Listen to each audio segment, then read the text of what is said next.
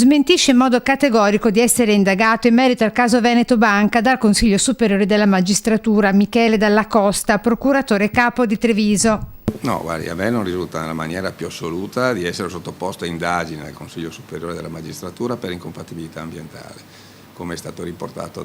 dalla stampa locale. Nega nella maniera più assoluta esista un qualsivoglia fascicolo aperto nei suoi confronti dalla prima commissione della magistratura per una sua presunta incompatibilità ambientale legata all'attività della moglie Ippolita Ghedini, a sua volta avvocato nonché sorella del senatore padovano Nicolò, la quale come professionista avrebbe avuto e accettato un incarico proprio dall'Istituto di Credito di Montebelluna che l'avrebbe nominata sua consulente per recupero crediti. Mia moglie è un avvocato libero professionista che tratta esclusivamente il diritto civile e in questo contesto ha avuto una proposta di collaborazione da Veneto Banca, mi pare settembre-ottobre del 2014,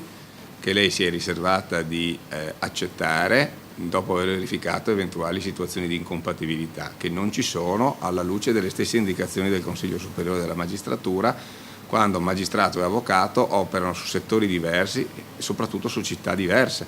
perché io e mia moglie non abbiamo mai lavorato nello stesso ambito territoriale, fin da quando non c'era ancora l'incompatibilità tra coniugi. Poi ha ricevuto